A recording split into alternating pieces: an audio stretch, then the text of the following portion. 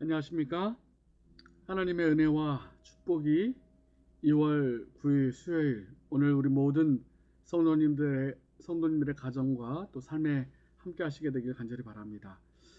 오늘은 시대의 소망 제1장 하나님이 우리와 함께 계신다 세 번째 시간입니다. 세 번째 시간으로 오늘은 특별히 임마누엘 그리스도의 정신이란 제목으로 함께 말씀을 살펴보겠습니다.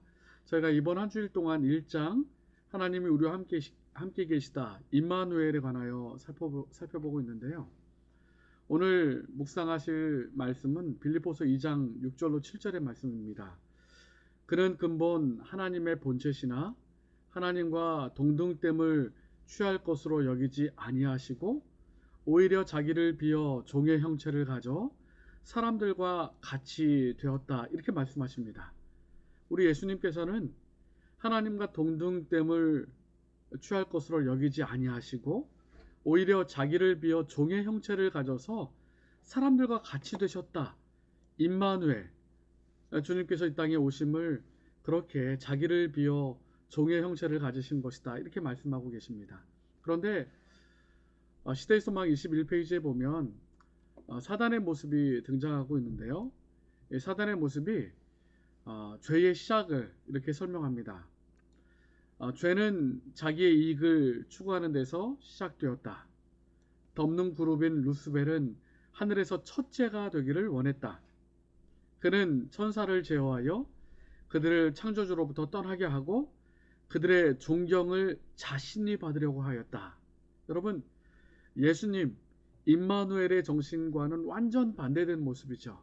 예수님은 자기를 비워서 인류를 구원하기 위하여 종의 형체를 가졌다라고 말씀하시는데, 사단은 자기의 이익을 추구하고 첫째가 되기를 원하고 존경을 받기를 원했다, 이렇게 말씀하고 있는 것입니다. 사실 이사야 14장과 에스겔 28장에 보면 사단의 모습이 나오고 있는데요. 이사야 14장에는 하늘에 오르고자 하였다라고 말씀하고 있고, 또 무별 위에 자신의 보좌를 높이고자 했다라고 말씀하고 있고, 가장 높은 구름에 올라 지극히 높은 자와 비기려 하였다, 이렇게 말합니다. 그러니까 오르고 또 좌정하고 하나님과 비기려고 하는 사단의 마음이 이사야 14장에 나와 있는 거죠. 그리고 에스겔 28장에는 불의가 드러나고 강포가 가득하였고 교만해졌고 지혜를 더럽혔고 죄악이 많고 불의하였다, 그렇게 말하고 있습니다. 임마누엘의 정신과는 정 반대되는 모습이에요. 예수님은 낮아지고 자기를 비우는 모습으로 이 땅에 오셨고, 사단은 오히려 높고자 하는 마음으로 이 땅에 사단은 그렇게 죄악이 시작되게 된 것입니다. 예수님께서 이 땅에 자신을 낮추시고 겸손히 인간으로 오신 다음에 승리하신 삶을 사셨어요. 시대소망 우리 1장 16페이지에 보면 그는 우리가 당하는 모든 시험을 겪으셨다. 그는 자유롭게 쓰도록 우리에게 주어지지 않은 능력은 당신 자신을 위하여 조금도 사용하지 않으셨다.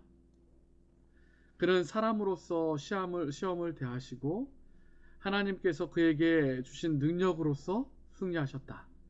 그는 나의 하나님이여 내가 주의 뜻을 행하기를 즐기오니 주의 법이 나의 심중에 있나이다 라고 말씀하셨다.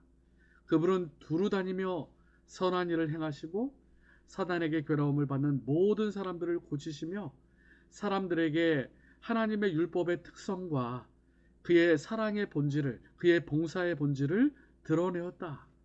그러니까 예수님께서 이 땅에 계실 때에 사단에게 괴로움당하는 사람들을 다 고치시고 선한 일을 행하시며 율법의 특성 무엇이죠? 사랑과 그리고 그의 봉사의 본질을 나타내신 것입니다. 예수님께서는 사랑으로 승리하셨어요.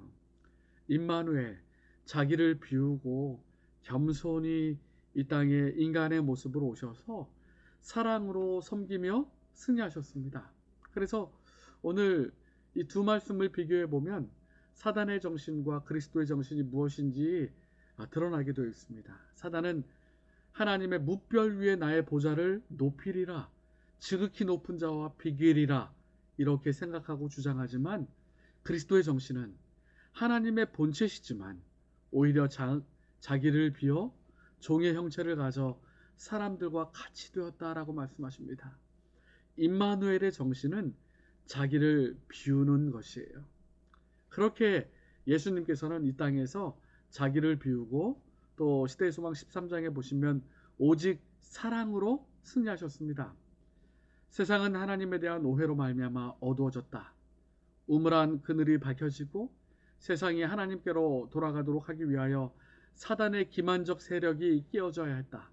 이것은 힘으로 할 수 없었다. 폭력을 사용하는 것은 하나님의 정부의 원칙과는 배치된다. 하나님은 다만 사랑의 봉사만을 원하시는데 사랑은 명령으로 강요될 수 없는 것이다. 그것은 힘이나 권위로 얻을 수 없다. 사랑은 오직 사랑으로만 일깨워진다. 하나님을 알게 되면 그를 사랑하게 될 것이다. 그러므로 하나님의 품성이 사단의 품성과 대조되어 드러나야 한다. 이 일을 하실 분은 온 우주에 오직 한 분밖에 없으시다. 하나님의 사랑의 높이와 길이를 아시는 분만이 그것을 드러내실 수가 있었다. 밤 같은 어두운 세상에 의로운 해가 떠올라서 치료하는 광선을 바라지 않으면 안 되었다.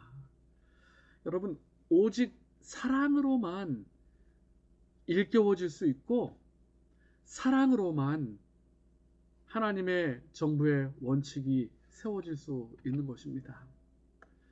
예수님께서는 겸손히 섬기며 사랑으로 승리하셨어요. 그것이 임마누엘의 정신입니다. 그리스도의 정신입니다. 사단은 녹보자지만 그리스도는 낮아지고 섬기고 사랑을 실천하셨습니다. 오늘 하루 우리 교문교회 모든 성도님들이 임마누엘의 주님처럼 섬기고 겸손히 낮은 곳에서 그리스도의 사랑을 나타낼 수 있는 우리 모두의 삶이 되기를 간절히 바랍니다. 6월 9일 수요일 함께 기도할 제목을 나누겠습니다. 교회 환우들을 위해서 기도해 주시고요. 그리고 오늘은 특별히 장로님 세 가정을 위해서 기도해 주시면 좋겠습니다. 우리 장로의 임원이신 송재현 장로님, 또 이준재 장로님, 최재현 장로님을 위해서 기도해 주시고요.